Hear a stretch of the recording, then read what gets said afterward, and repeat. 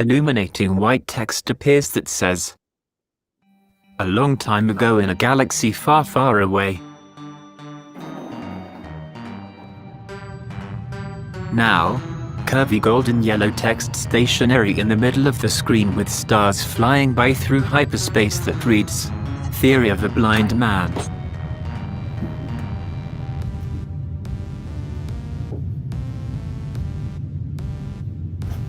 Golden yellow text begins to crawl from the bottom of the screen upwards. Episode 2, the live stream strikes back. After the separation of content uploads and live streams, this channel is dedicated to live streaming guests, gaming, proclivities and pondering of the fate of the galaxy. Darth Whistler reigns over these channels and his message will be heard with the help of many others presenting information for all to absorb. The text continues to crawl away from view deep into the infinity of space. For those of you willing to watch and listen to live streaming and participate in the chat, the live stream strikes back at a new upload channel with prizes and galactic credits to make you rebels come rich beyond your wildest dreams. But Darth Whistler is not satisfied until the triad of the Force has been completed, and so there lays another in wait deep in space and will soon be revealed.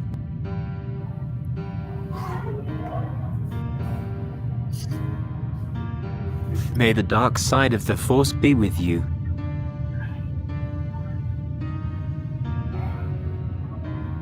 As the last of the text disappears, we are left with stars flying by view in hyperspace, then fade to black.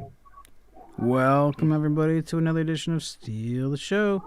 I am your host Whistler, and of course with my special co-host Starlet. How you doing? Hey, good. How are you? I am good, thank you. I'm trying to get the actual stream. I don't know if we're live or not. There's a timer, but Timer's good. let me see. This is frustrating. Well, anyway, let's go ahead and get this party started. There's quite the chat going on. And there we go. We are joined tonight by Jimmy, founder of Kustom Cane, which I did not know started with a K. That really threw me off when I was looking for the website. But great project he's got going on there. So we're going to let him talk about that tonight. And don't forget your questions in the chat. We'll get to as many of those as possible. Jimmy, how you doing? You there, Jimmy?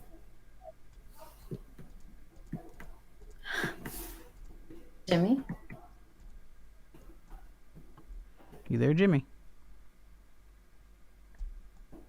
Huh. Can you hear me now? Hello. Yeah, there you are. There you are. Here I am. Hello. All right. Hi. I had to toggle the mute on and off a couple of times. Ah, gotcha. It's okay. Good deal. I was so spooked by the intro. I had to take cover. Our forces after me. Well, thank you for joining us. Thanks. Yeah, Thanks for having happy me. to have you. So why don't you go over a little bit on how you got your Kustom Cane started, and then we'll get into more of the specifics of what you offer. Well, how I got here, well, it started with my parents about 40. No, I'm just kidding. Just kidding. So I live in Nashville, Tennessee. My name is Jimmy Boehm. And you wanted me to come talk a little bit about Kustom Cane and you can give. Does it matter in what order we go in, or? Nah, not at all. Not particular. Okay, cool. Well, I guess I'll start with the beginning. So I lost my sight at the age of 29. And before I was blind, I had an automotive restyling, customizing business called Custom Effects. It was in West Tennessee. I would customize, personalize vehicles of all kinds for individuals, for dealerships. I would help dealers to see what would help their vehicles sell better, improve their sales, and then of course people that would want to personalize and customize their vehicles. So I did that for about 17 years. And then when I went blind, gosh, I didn't know any blind people. I didn't know what I could do. I didn't know, if I was going to have to live at home the rest of my life with my parents. Am I live in a nursing home? What am I going to do? Right. But over time, I did learn that there is life after blindness, and that it was actually life was just the beginning. This was just the start of a new journey. But what was interesting, what kind of even like not long after I went blind, Kustom Cane came about before I even knew it, because when I went blind, I obviously knew I was like, well, I need a cane. I never went through the thing that some people go through where it's like, I don't want to use a cane. I'm embarrassed by a cane. For me, it was just, okay, I'm blind. Guess I need a cane. And so I didn't know how to use computers at the time. And this is, again, I just lost my sight. So my dad Googled, and I said, well, Dad, what kind of canes do they got? He's like, well, they've got white canes, and they've got white canes with red tips. And there's some more white canes. There's shorter white canes. There are longer white canes. I was like, that's boring. Okay. Yeah, right. I got my first cane. I was like, well, I wonder if why couldn't I use the same material that I used on cars, what I used on signage, what I used when I made custom graphics on vehicles? Why couldn't I use that same vinyl and same material to make a cane? And I was thinking, well, it shouldn't be that hard, because it's pretty much the same repetitive surface. It's just rounded. You have to just cut it to the section, and I think I could do this. So I made a black cane, and I had a floor lay at the top of it, the saints, or it's a French monarch symbol. And so that was my first cane. And so I went to an orientation school, learned braille, learned mobility, learned technology in Middle Tennessee at the TRC. And it was there, I had my new cane, and I was meeting blind people. And I had one guy, he was a guy had not been blind long, and he had a recording studio, and he's like, well, I want a cane. Can you do one with my music studio's logo on there, maybe some music notes or something? I was like, sure, I can do that. So the mobility instructor that was teaching me, he says, well, I know a sign guy. I said, perfect. So we did a mobility lesson to the sign shop. I told the guy what I wanted, and he cut the decals for me, and made this dark blue cane with accents of different musical notes going down it, and down it said Seaberg Studios, so the guy's logo. And then he told me he played piano or organ, so I thought, wouldn't it be kind of cool to have like the black and white keys, at least at the bottom section where it's usually just red. Nice. So his lower section, we have the white and black keys, and he loved it.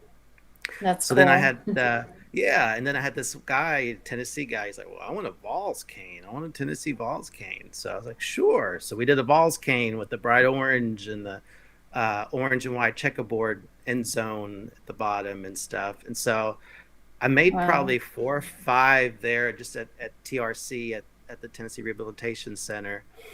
It was there where I thought, well, this could maybe be a side business or something. And it was during that time that I realized that I wanted to go back to school. I was doing some soul searching, figuring out what would be this next chapter in my life.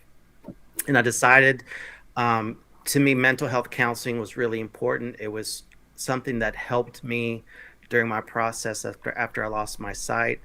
And so I went to college for the first time at the age of 29. But in the midst of that, I also started Kustom Cane. And so I met other blind folks at Middle Tennessee State University. Go Blue Raiders. Nice. And so I had other folks there that wanted canes too. And so I put together a website and Start putting some pictures and stuff. Created a Facebook page, and it's kind of taken off since then. We've gone to like state conventions and national conventions and different things like Amazing. that. That's really So cool. that's kind of how Kustom Cane started, and then from then we've added accessories like tactile accessories and charms that hang off the cord of the cane. We've added stuff like, for those who can see, this is just a Bluetooth speaker charm. It's about the size of a cube of ice. It's a Bluetooth speaker that you can use. Call it the cane Bluetooth speaker charm. We do customized, personalized braille charms. So got a lot of different accessories that you can add as well. We also came up with something that I used on higher end vehicles that we used to use to protect the front end of the vehicles. And I rebranded it, and I call it Cane Shield. And what it is a protective coating that covers the cane, that protects it from getting chipped and nicked up. So I know for me, especially when I was first learning how to use my cane, after about 2-3 weeks, the bottom of my cane looked like a dog was chewing on it. Yeah, And right. so, I remember that day. I remember those days. and as being a sign guy and a kind of, guy that focuses kind of on detail, that bothered me. I was like, I got to replace my vinyl every week. So I was like, what if so this cane shield was really cool because it helps makes your cane last. We've had some folks 3-4 years that their cane still looks pretty new because of the cane shield. So that's kind of how that started. Any questions or anything about that?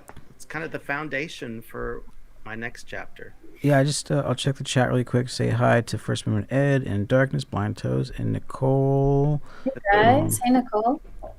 And Blind Toes says entrepreneur. Nice.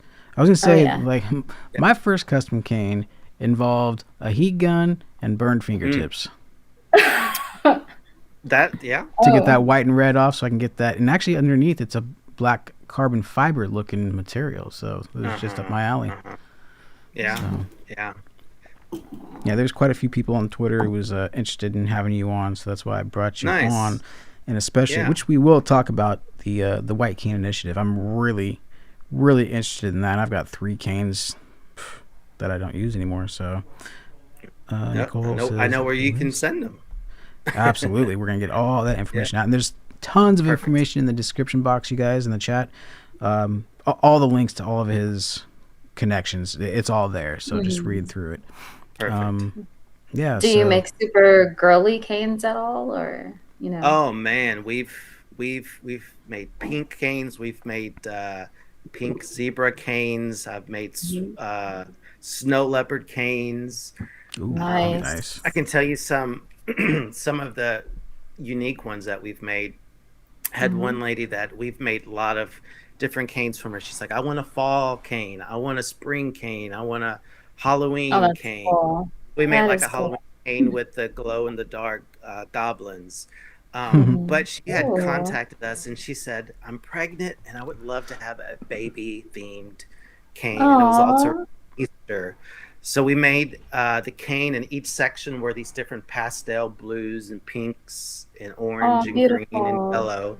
And then we had like the ABC blocks, accenting the cane, like a little ducky and stuff like that. And then the charm on the cane was a little baby rattle. With that's cool. That's cool. That was really cool. So yeah, if you have an idea, we can make it. We've done full color. We've done canes for people's weddings that they want their picture or photo, full color photo. Wow. I'm doing a cane right now for a lady. She wants her guide dog photo on there from the Seeing Eye, and so we're putting the dog's photo at the top and then accenting it with dog prints going down the cane. Nice. One of the most unique ones. Yeah, one of the most unique ones that I made had a gentleman who's been a great supporter of Kustom Cane, and you can give a shout out to Ed Davis from Cali. He said he's in the chat. First Amendment Ed. Ed. Is he? Ed. All right, there you go. What's up? He said, I'm gonna do my Ed impression. He's like, Jimmy, I want a unique cane. He's like, I That's want him. a cane. Is that him? Yeah. So he's like, I want a cane with, since it's my eyes, I want a cane with eyes on it. I was like eyes? He's like, all over. He's like, I want nothing but eyes. I was like, okay. So I had my graphics designer. We created this print that we took all these different colors of eyes and types of eyes and emoji eyes and created this pattern, this repetitive pattern. And this cane is nothing but eyeballs. Yeah. And then That's so cool. and then That is cool. the charm on the elastic part of the cane is, if for those who've ever seen or felt, it looks like an eyeball in a clear plastic casing with So it rolls on the liquid. ground. So when you shake it, it kind of spins. Yeah. In the casing. Oh, that's awesome. Yeah. So that was his charm. So that was That's probably cool. one of the most unique ones that we've done and funnest ones. That is But, cool. I mean, we have over 200 plus colors, and that's not including then like themes, whether if it's a sports team, if it's a hobby, if it's an animal you like. We've done pink sparkly canes and purple. We've done Mardi Gras. What about cane. dragons? Ooh. We haven't done dragons yet. I want a Have not dragon. done dragons yet. Yeah, we've done Star Wars, Star Trek, Harry Potter. I mean, we've done a lot. And then we also have a couple unique colors that like we have a couple that are, it's called the chameleon. So it changes color depending on how the light hits it. So we've got one that changes from green to purple to blue. We've got one that just does more of like just green to purple or just green to blue. And then we have one that's our copper chameleon, which is more like a copper to gold to burgundy. And so that's really nice. cool too. Yeah. And then we have like a chrome, like a silver chrome reflective material. Oh, snap. Like, That's sweet. Oh, yeah. oh, Jesus. So that one's a pretty cool one. That one's pretty cool. We've done a few like black sparkling metallic with like one section in the chrome with a black tip to keep it solid black, little chrome accent. It looks really cool. Is it I'm thinking of a glossy red. Yeah. That's what I got right now, actually. Nice. So is the vinyl reflective? Like because I used to do vinyl wrap back in the day as well, like little import cars, right? Right. And usually the lighter colored vinyls would have some kind of reflection, like a stop sign would. Right. And so not all of our vinyls are reflective, but we do have about 12 to 14 colors that are reflective.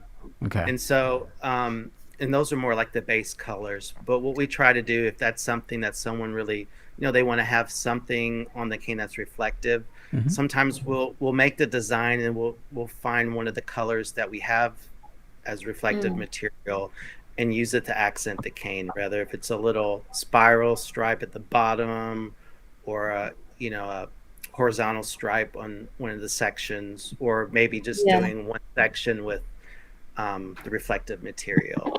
Nice. Have you ever done anything with velvet on it, like for a girl, like velvety, like maybe the handle or like some of the cane?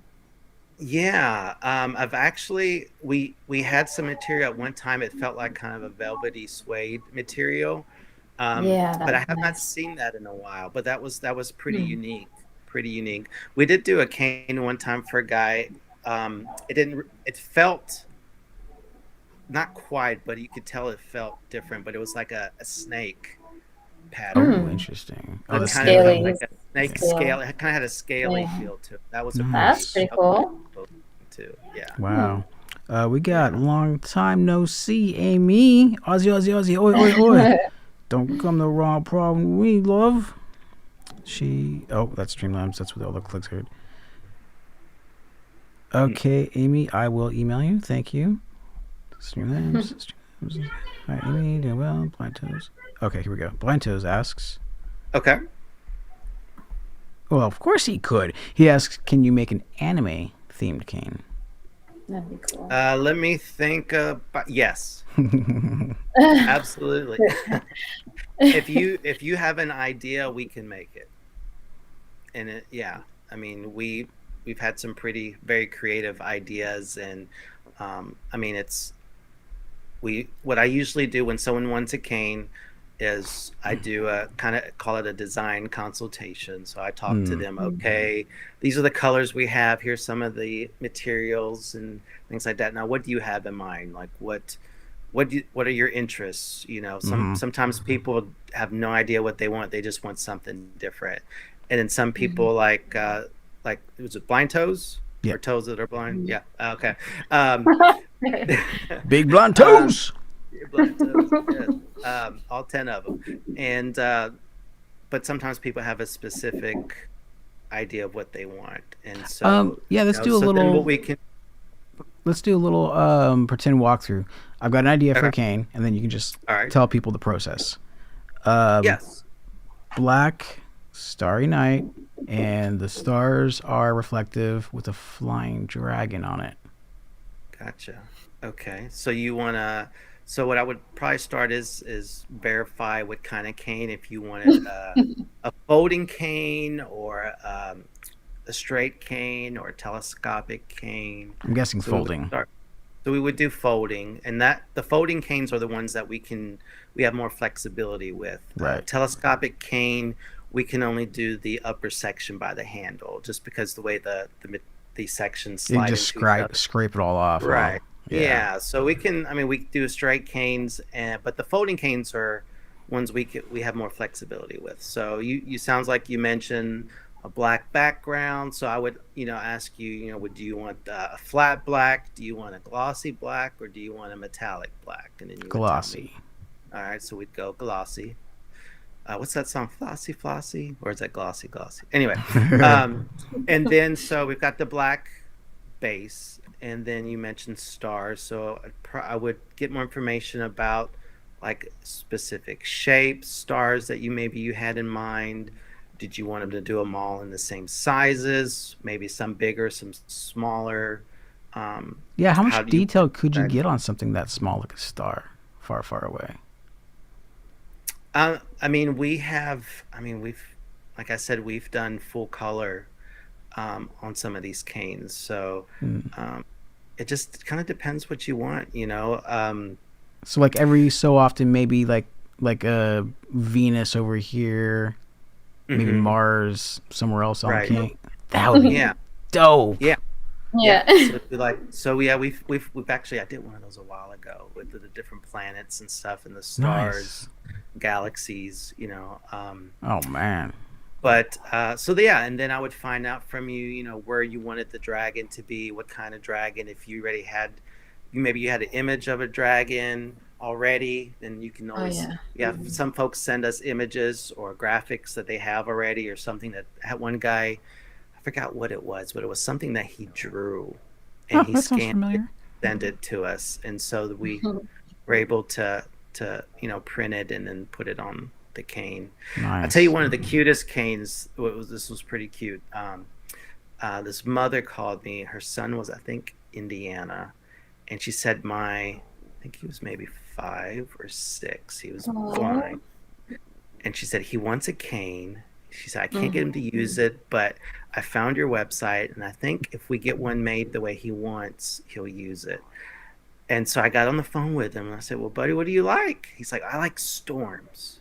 I said, "Okay, so do you want like light bolts?" He's like, "Yeah." And so I said, "Like tornadoes, like the spiral tornadoes?" He's like, "Yeah, I want tornadoes. And can you do a hurricane with the eye?" I was like, Oh my "Yeah." god, how cute. And I said, "What about like a Doppler radar, with the green and the Oh, red and the yellow nice. splotches?" It's like, "Yeah." Nice. So we made like this storm cane, and then I think even one section that had like the National Weather Service has indicated, it was like just a little message like that going down the cane. But it was so cool. It was very unique, very creative, very one of a kind. But what was also so cool with it is here is someone who, and of course he was young, but I've had older folks too that they kind of were hesitant to use a cane. Oh yeah. And now he embraced his cane. I I had a love lady that. from England, and she was older. I would say 20s, 30s, and she said, I just have refused to use a cane, but my eyesight has gotten worse. She said, so I know I've got to get over it somehow. She's like, can you make me a pink princess cane? I said, sure. So we made her this pink princess cane, and it was so cool because she replied back later, and she's like, I take it everywhere I go. Nice. You know, so it's just really cool too, because, you know, it's a good self-confidence misconception. booster. Absolutely. And it's a misconception that just because we're blind or visually impaired doesn't mean that we don't have style, doesn't mean we don't have personality, that we don't coordinate our dress. Just like with a vehicle, you know, I would do things to it to personalize it, and it would reflect that person, like part of who they were. And I was like, well, why can't we do that with canes? No doubt. So that's kind of how that all came together. Awesome. Take care, Amy. It's good to see you. Check back in soon. Have you, let's see. So it's a real misconception that the cane has to be white and red for blind people. Like it's some kind of written law or something. Have you ever gotten pushback from? Yes. Okay. You want to talk about that a little bit? Yeah. So there's, and it's understandable. I mean, if you hear, you know, there's the white cane law. And so it's easy to kind of be like, well, then canes have to be white. And so you have to go back to, okay, what is the purpose of the law? What is the goal? What is the, I'm trying to think of another word besides the principle, but basically the purpose of the law is to protect blind people as pedestrians, right? Or people with disabilities. I'll say it. The white cane law is actually quite broad in many states. It protects pedestrians with disabilities, because most white cane laws in each state will also mention people in wheelchairs. It mentions people with a walker or a stick. It doesn't just say a white cane. A lot of them says a colored cane or stick.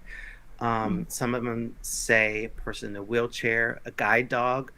And I've seen in some laws where it even says a guide dog with a brown harness. Now, does that mean that, okay, if my guide dog doesn't have a brown harness, that this guy runs me over, oh, I guess I'm not protected because my harness wasn't brown, because the law says it was supposed to be.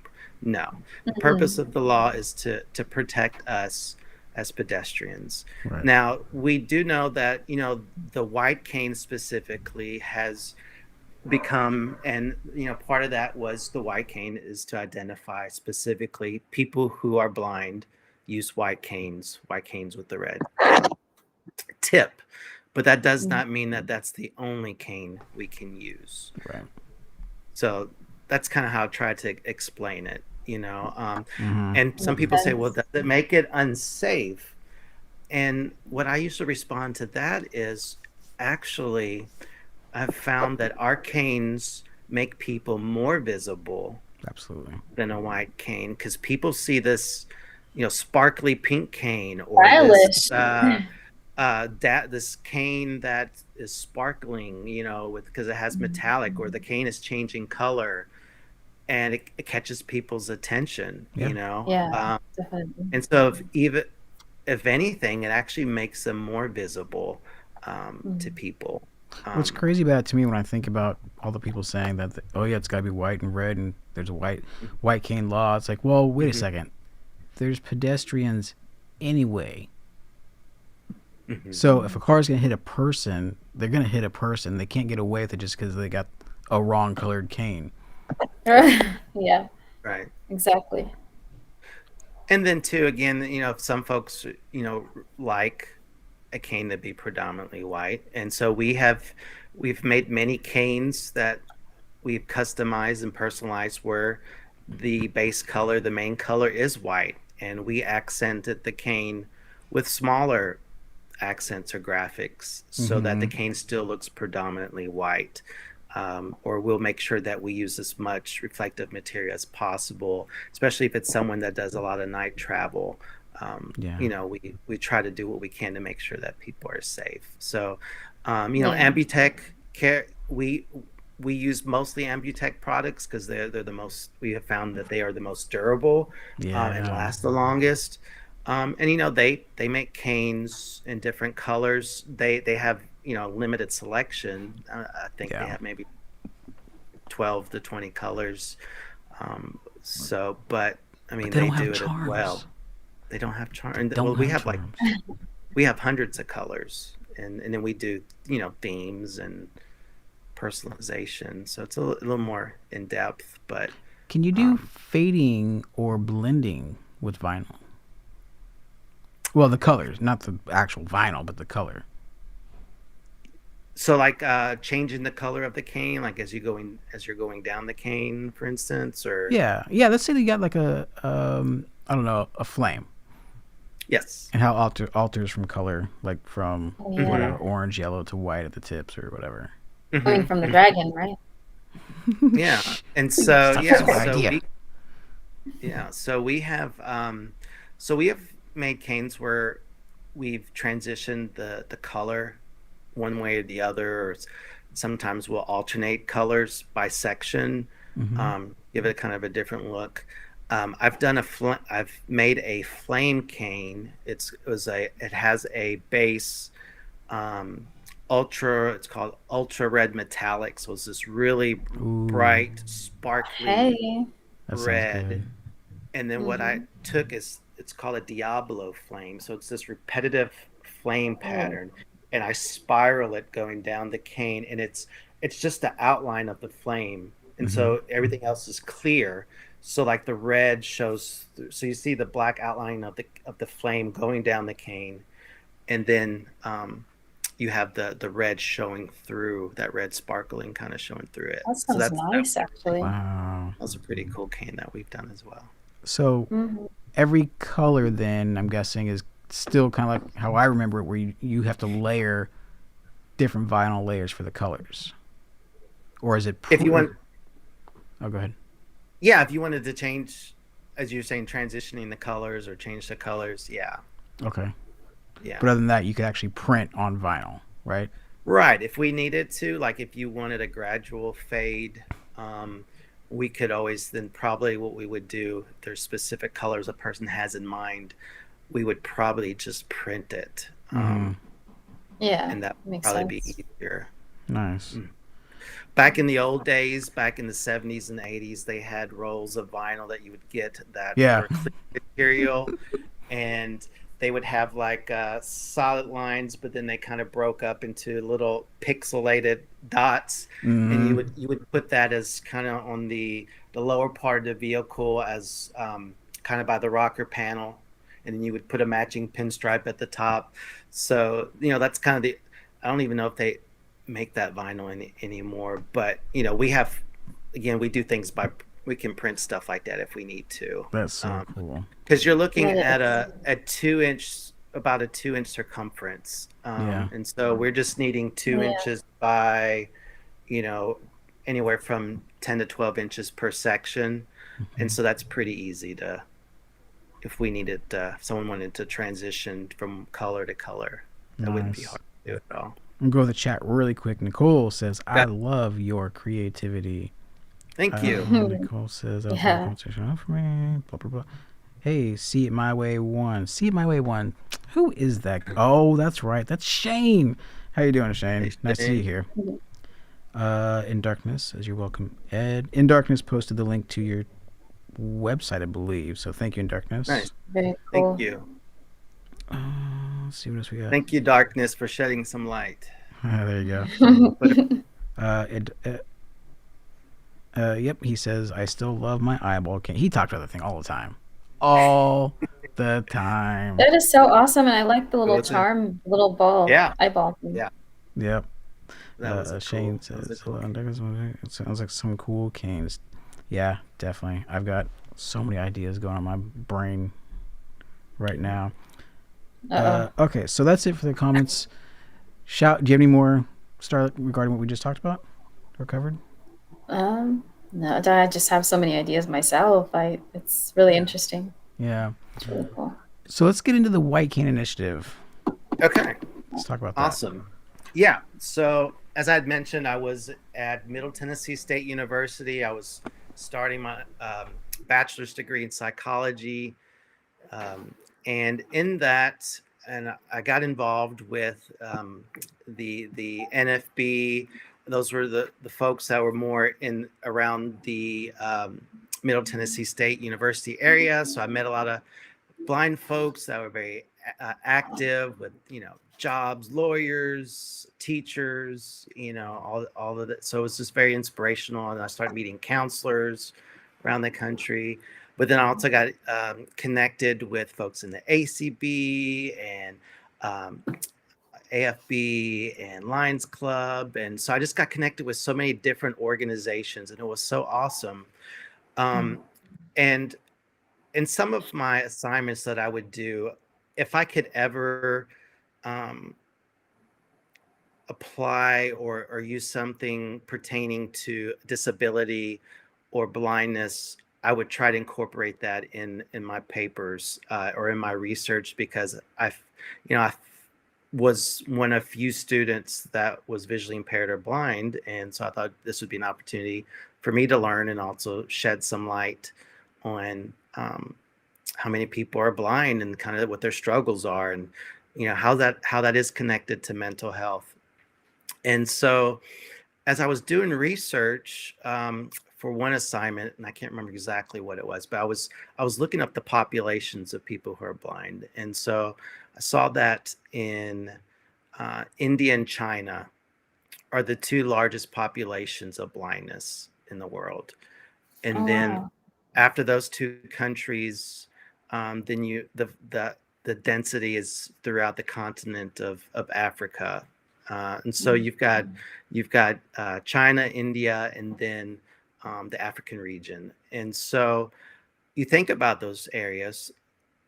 Are there a lot of resources there? No. Are people rich, or are these a lot of underdeveloped countries? And so, the more research I did, these were a large population of people with disabilities that don't have resources.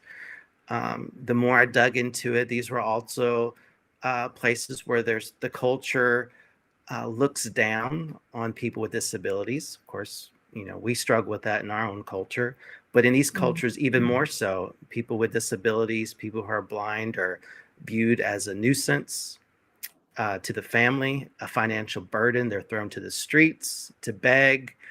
They're disowned. In some of these places, like, for instance, I met a gentleman that was from Nigeria at one of the national conventions. And he said, this white cane here, he said, this changed my life. He said, one of these folding canes in my country is $120 US. Oh my And God. I'm thinking, That isn't right at all. And I'm thinking, okay, so how much is $120 in Nigeria? And he said, well, that's about a month's worth of rent or food for a family. So it hit me. It's like, no wonder people can't afford to buy a cane or these other resources. No wonder those resources aren't available, because they're so expensive.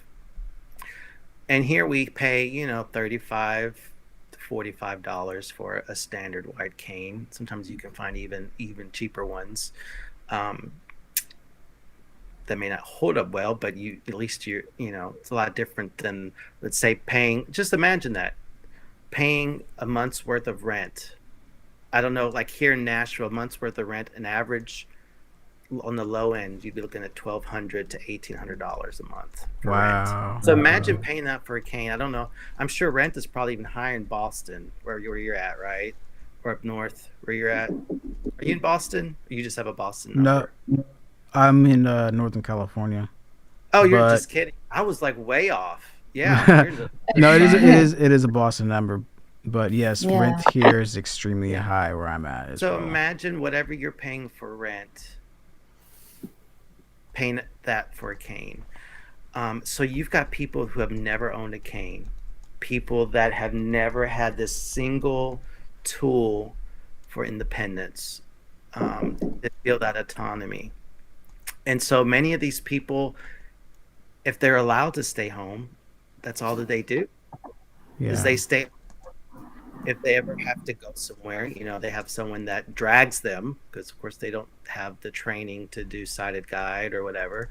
Yeah. But most people stay home. They don't have a church life. They don't have a family life. They don't go to school. They don't have friends out in the community. And so and so with Kustom Cane, one of the things as I worked with people, I learned that people would order canes and they would say kind of like what you did earlier. I've got like 3 or 4 canes that are in my closet, or I'm going to get a new cane and I want a little bit of a longer cane, or I want a little bit of a shorter cane. Or I've had people say, I've been collecting straight canes all these years. I have a ton in my attic, not being used. And I'm like, these are folks around the world would do anything for a cane, right? And so it hit me at this national convention my wife and I were at, and I have to do a shout out to her, Wendy, because she helps a lot with the customizing and personalization now. She actually loves doing it with me, so it's really cool. But anyway, so we're at this national convention, and this guy was going to Nicaragua, and I had a table at the exhibit hall, and so I said, well, let's see how it goes if we can get people to donate canes, and we maybe give them like a credit towards a new cane. And we probably got I don't know, maybe 15, 20 canes, and it was just like kind of last minute thing, so it wasn't like even something we prepared. So we got about 20 canes, and about 12 of them were almost brand new. And so I asked the gentleman, I said, I have 12 good canes that you can take with you to Nicaragua. And he's like, awesome. He said, because they need them, right? And so it kind of hit me then that we have all these canes. People call to order canes. Sometimes they just want a shorter one or a longer one. Or like the one lady, she wanted a spring cane and a fall cane and a summer cane, which is awesome. But why let these canes collect dust and go to waste? And so that's how I started the You Cane Give initiative. People would send me their old canes, sending it free matter for the blind because there's no charge to send it. And then what we do is we restore the canes. We'll put new elastic if they need them. I'll replace the handles if they need it. We'll put new white vinyl on there if they need it. We replace the tips. That's usually the first thing that needs to be replaced is the tips, and then the lower section of the cane. So we would restore them to where they look practically brand new. Nice. And then what I started to do was just to reach out on social media. Hey, if you need canes, reach out to us. I applied for the Holman Prize. I think it was 2016, and I made it to the final, right before the final round. So I got the last cut before the last. So I was close. But because of that, we had to post a video on YouTube, and there was a gentleman, gosh, what's his name? He reached out to me from the Philippines, and he said that my country needs so many canes. He said, I have been blind. I think he said it was like 7 years at the time. He said, I found a stick on the ground, and that's what I've been using as a cane. It's kind of hard to use it in public transit because it gets in everyone's way. He said, is there any way I could get one of your canes? And so I emailed him back and I said, yeah. I said, do you know any other blind people in your area? He's like, yes, I'll get back to you. And within 2 to 3 days, he emailed me a spreadsheet of about 30 people. He went from village to village, finding people that needed canes, got their names, found out how tall they were. And that was our first shipment of canes. We put together, I think, about 35 canes, and shipped them to the Philippines. And he was able to, and he came across us through us applying, on the Holman Prize. And then from there, we had a gentleman that, Paul, friend of mine from Kenya, he reached out to me and he said, I heard about your initiative. I think it's really important. And this is where kind of the next level came in. So we were starting to send canes to different countries and even supporting other groups that were traveling in different countries. But when Paul reached out to me from Kenya, Paul says, I really wish I could bring what you're doing to Kenya. And I said, well, why not? And it was so interesting that kind of one thing after another, things just kind of fell together. And within, I think it was 8-9 months later, I took a small group to Kenya. Mobility instructor that I knew really well, Karen Nelson, went with me to Kenya.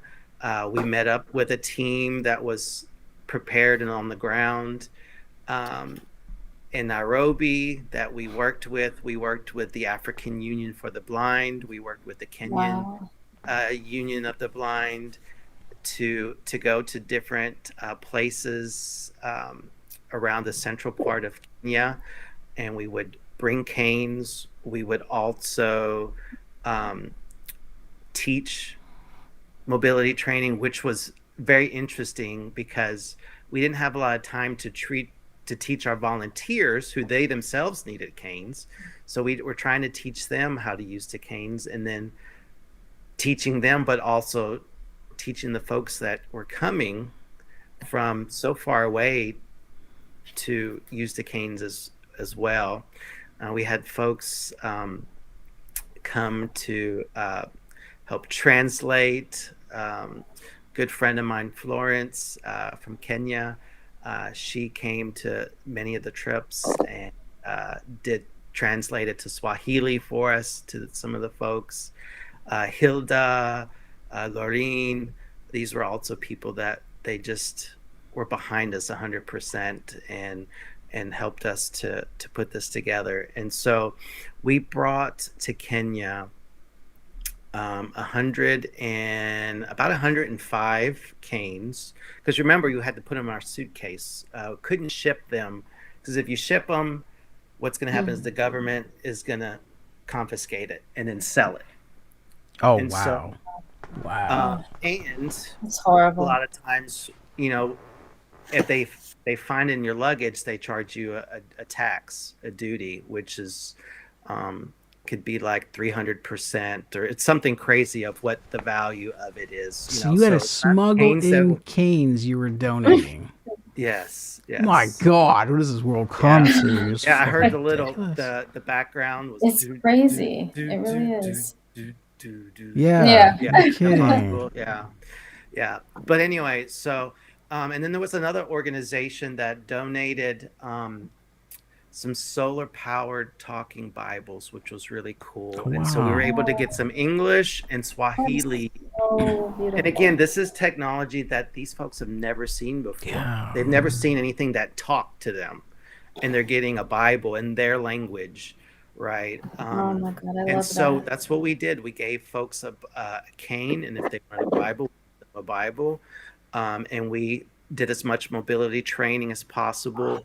Also used as an opportunity to connect with some folks, to talk about mental health, to talk about what their struggles were like in their country as a person with a disability.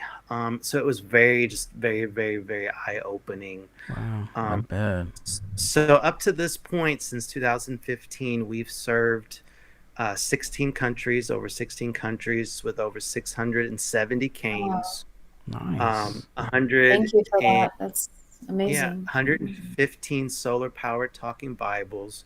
We also have sent many, I call them, there was a gentleman in Kenya, and I'm so bad with names, but I wanted to teach him how to repair the canes, because the terrain in these countries is rough. There's no sidewalks. There's no smooth concrete. It's rocks and it's holes and it's ditches. And so imagine these canes are going to wear out. So we brought extra elastic, extra tips, extra vinyl and handles. And bless you. And thank you. Yeah. And one of the guys that was working with us, he says, we'll call this the White Cane First Aid Kit. I said, that's true. And so we've That's good. created like this white cane first aid kit that we usually send with canes also, that has all the stuff so that as their canes wear and tear, they can repair it Nice. and fix them as well. So it was just such a long flight. It Yeah, was, right. I think we flew like 22 hours, Oof. 3 flights, Wow. 22 hours. So Brutal. the long flight, but I mean, it was an amazing experience. It was worth it. Just something cool. Also, the side thing that was really neat was the Ira smart glasses. Were really coming out around that time, and Ira had not, and I don't know if they are now, but Ira had never been to Africa before, and so Suman, the owner, he said, we would support you with bringing Ira to Kenya and to show folks, how this technology works, and that this could be some technology that may be possible in their country in the future once their their networks become stronger and can handle Right. Right.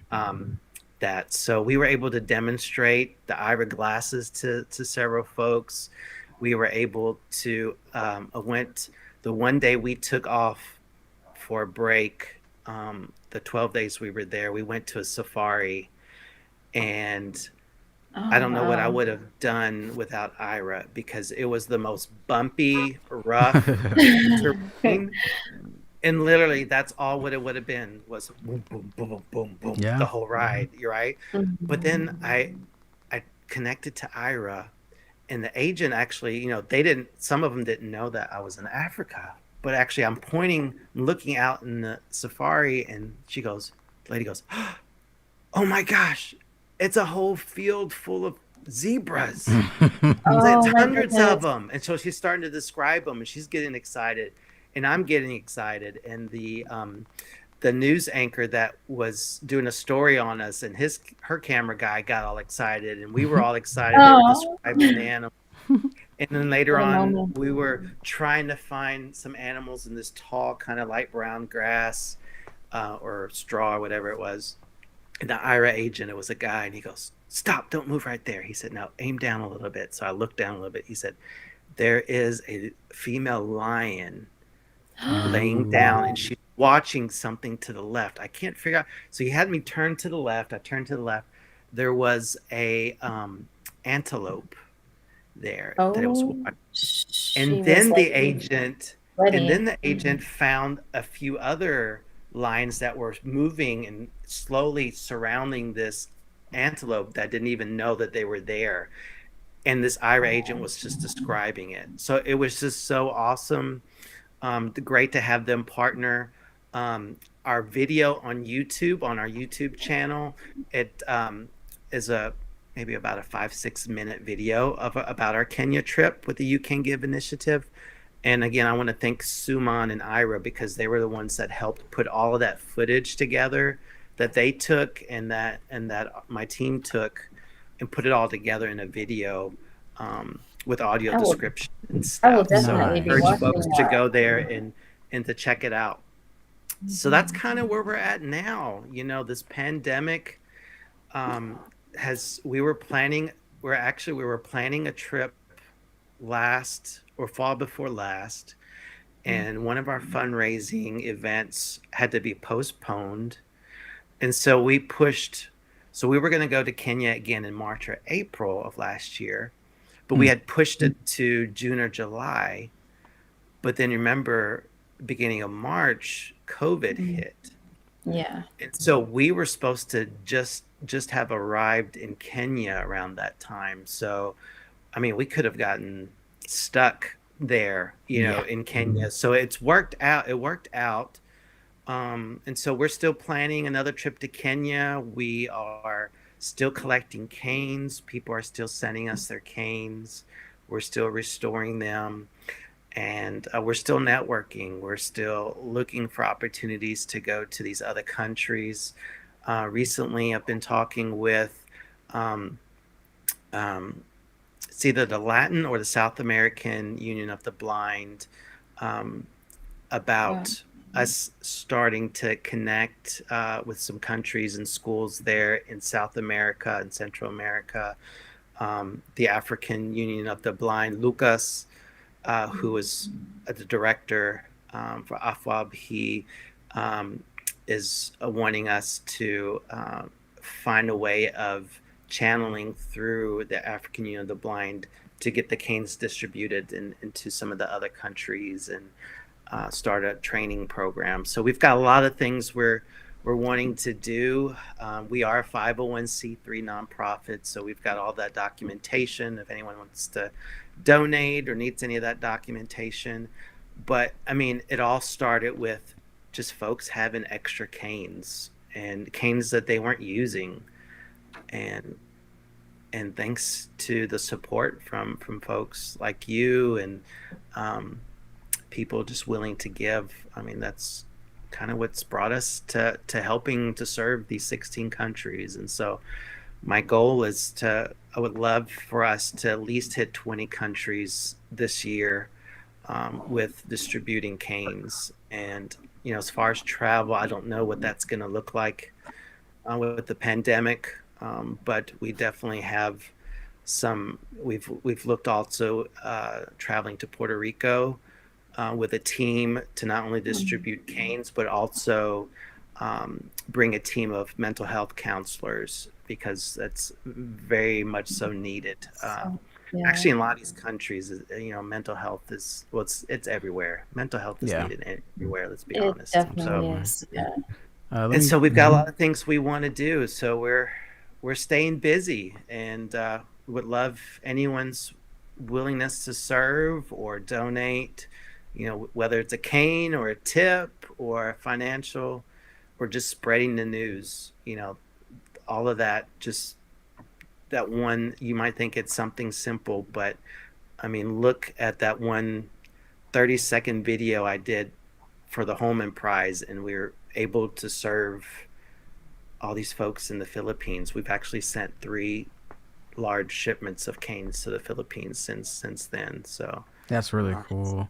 yeah. Let me catch up in the chat really quick, because Nicole Yes. says you are really. Wait, let me get this right. Jimmy, you're awesome. Hey. 3 exclamation Thank marks. you. Blind Toast has got his regular question for all my guests, which is, if you could choose any well-known blind person, who would it be, and what kind of pie would you throw at them?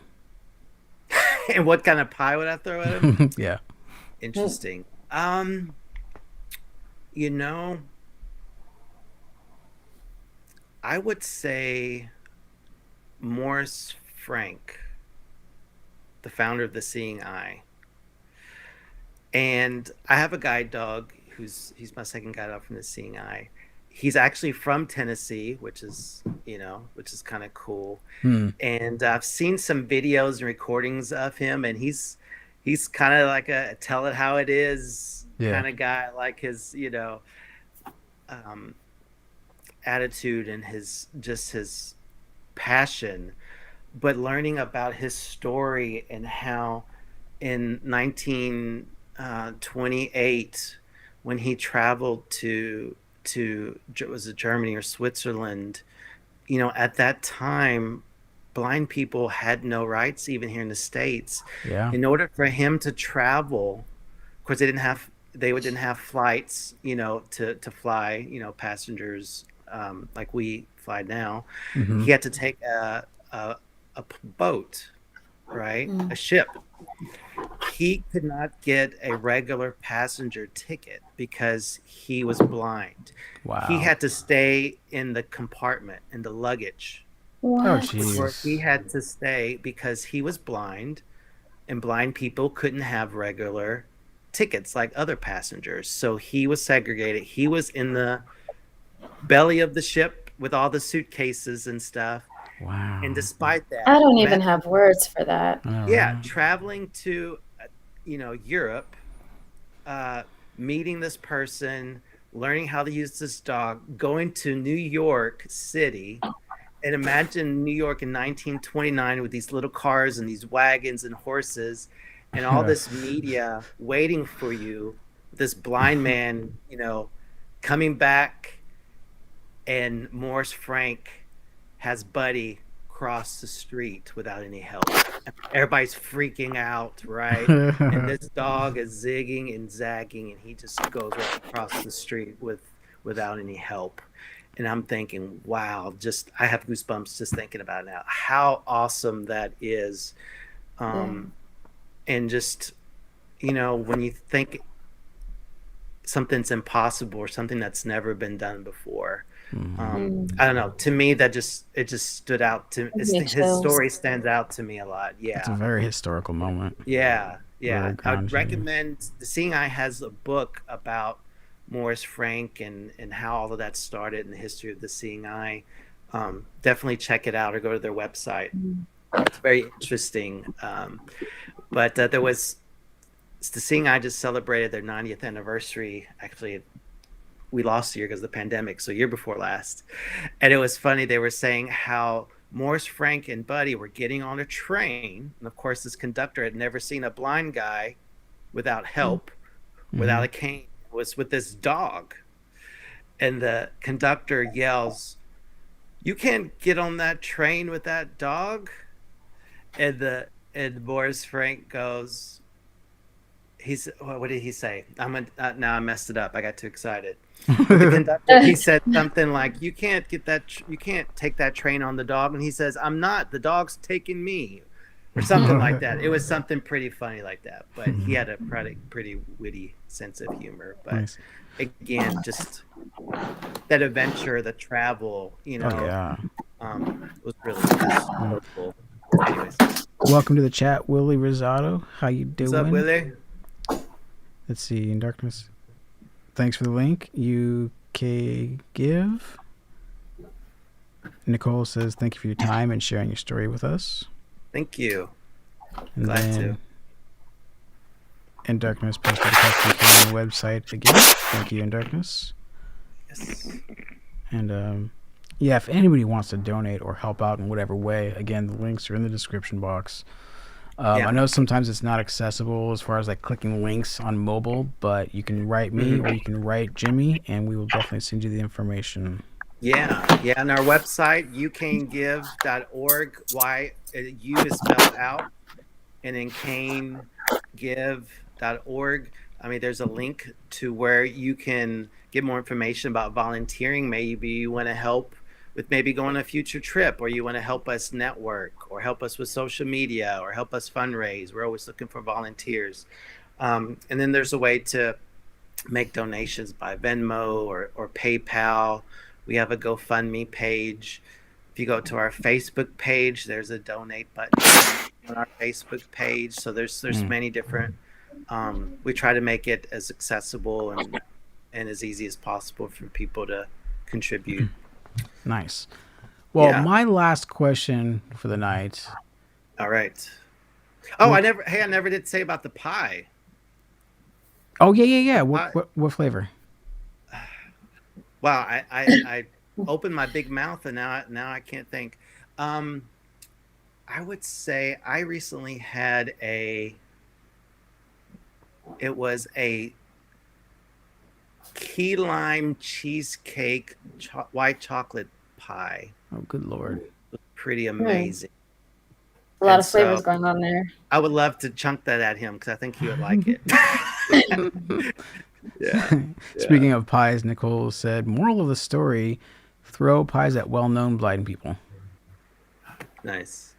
Yeah, so my last question for the evening, and Charlie, if you got some, go for it, is what cane do you use most frequently, design-wise, that you've designed? Good question. So I have a black cane that has a little pattern at the top, just kind of a almost, I would say, like a paisley, or just kind of unique pattern at the top below the handle. And then I have a telescopic cane that is chrome, chrome mirror. Nice. So I've got the chrome mirror cane, and then I have the solid black cane. I'll take that back. I also have a chameleon because I love the chameleon, the flip flop paint, the way it changes color. So See, I I got was thinking 3 about doing that for the canes. dragon. So yeah, that Yeah, that chameleon would is be really cool. cool. Like with maybe that copper chameleon, you Yeah. kind of have Oh, that that would be nice. reddish copper. Yeah, Yeah, buddy. that would look good. Yeah. And just to That let you would be guys know really nice. too, the one way, and so here's how you can give in Custom Cane Connected was that um, we decided about a year ago that Custom Cane has been kind of a side business for me. You know, I've gone through school, I've graduated, I have my master's now. I'm a mental health counselor in the Nashville area, but I still love to do custom cane and do customization. And so what we decided to do is any profit that we make from custom cane automatically goes to fund You Can Give. Oh, So that's if you buy a awesome. cane, if you buy a charm, whatever you purchase from custom cane, any profit is going to go to You Can Give initiative. That's awesome. Also, if you have any canes that you want to donate, Go. um, we will give you a $15 credit towards a purchase of a cane. So, Mm. and that's per person. So if you have 1 cane or if you have, 10 canes, we would give you a $15 credit and you could apply that towards a cane of your own. So again, it's a way of us saying thank you for supporting us. So that's kind of bringing it all together, how it all kind of has come together and how we collaborate now. That's really cool, Jamie. Thanks for all that That information. is. Thank you. Thanks for what you do, honestly. It's so inspiring to hear that you've been to Kenya, helping people in different countries. And, that something so small can change their life in such a huge way. And I talk to people in different countries, and seriously, they're so appreciative of anything. And it's just, that is life changing right there. Mhm. Having a cane, having some freedom. So what you're doing is amazing. I just Thank you. really touches my heart.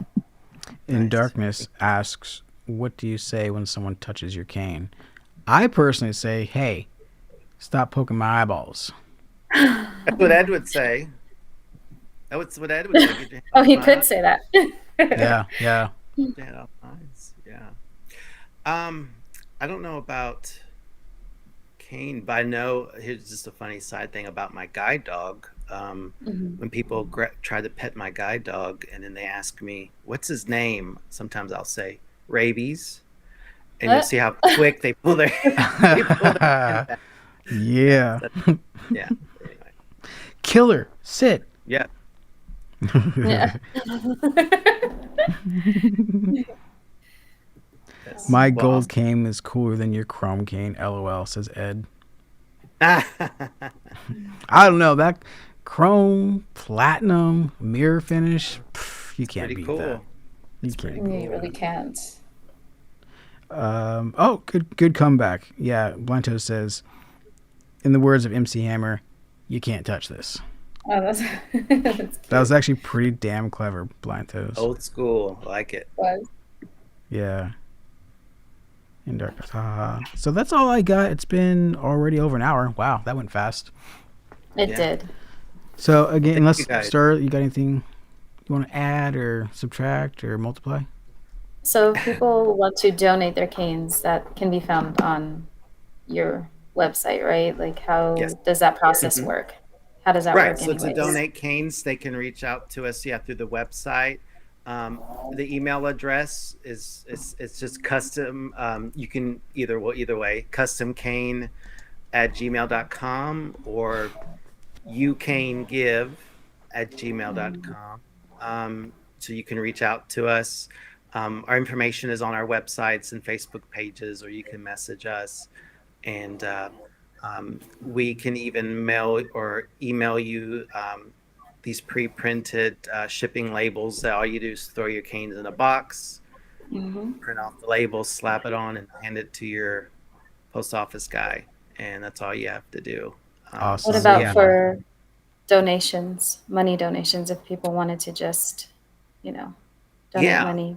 Yeah, so go into our website, customcane.com or youcanegive.org. You can go to our Facebook page as well, and there's a donate button directly on the main main page there, and Sounds great. PayPal, Venmo. Yeah, absolutely. We appreciate it. Awesome. Really, really cool. We'll have to do another follow-up show in a few months or something, and Yeah, just be see how great. things are going and see if Yeah, seriously. we can help get a, I don't know how, but just a YouTube channel, us here, small, but maybe we can get you some more attention in some other countries. Yeah, Maybe we'll hit just the absolutely. right person, you know. Absolutely. Maybe think about doing a fundraiser soon or something. Maybe something along those lines would be cool. That would be Yeah. awesome, because with hopefully with this pandemic easing up, we want to pick up where we left off. We want to, Exactly. it costs money to restore the canes. It costs money to ship them. Some of these Right. countries can get pretty expensive, Mhm. and those solar powered Bibles, those are $35 a piece. So we sent over 100. Yeah. So Wow. that's almost $3,500. $4,000 worth of just Bibles. And so, all of that adds up, and then you got transportation and flight and room and board. You All want of to it support and serve costs. the people that are helping us with, boots on the ground or whatever, so, yeah, any way you can help. If you know people in different parts, different countries that have connections, reach out to us. We'd love to network and start supporting you. Yeah. I also want to Awesome. say I think it's beautiful. Last thought, the whole Bible, the Bibles that you give out, that gives people hope as well. Sometimes that's something that someone goes to hold on to faith or hope, and so that's also beautiful. Yeah, I had a lady. Definitely. It was our last day. It was a lady that came to when we were in Nairobi. Her name was Mary, and she was quite tall for someone from Kenya. And we only had a few canes left, and our canes were too short for her. But she said, "Well, could I at least have a Bible?" And I said, "I have one left. I had set Oh, aside." wow. I said, "You can have it." So I sat down with her. I was teaching her how to use it, and she said, "Jamo," which in Jimmy in Swahili is Jamo. So that everybody called me Jamo. And she goes, "Jamo," she said, "I'm a minister. I'm a preacher here in my village, and I've never been able to read the Bible on my own. I've always had to have someone read it to me and read the Bible so that I could prepare a sermon." She said, "Now for the first time, I can read the Bible whenever I want to, however I want to, any part that I want to." And it was awesome. It was awesome. And that was kind of, she was like one of the last people that came. So it was like the cherry on top, so it was That just is It really, was meant to uplifting. be hers. yeah, For sure. yeah, definitely. Well, I guess that's going to do it. Again, Jimmy, thank you Yeah. very much for coming on. Thank you guys. It's Thank been you much so much. Really appreciated. appreciate Thank it. you. Yeah. Yeah, we will Yes. catch up in the future for sure and see how you're doing. Sounds And good. thank everybody in the chat. It's been a bomb. Nicole's already taken off, so good night to you, and good night to everybody else in the chat. Don't forget to share this. Some good information. Maybe you got some chapter heads in your area that you could share this with, because everybody could help out with this. Everybody's got old canes. Come on. That's right. Right. Yep. So I'm Whistler, and we got Starlet. Thank you for being here, Starlet. Thank you for having me, sir. Yeah. This has been Theory of a Blind Man. Don't forget, love is blind. Keep it blind.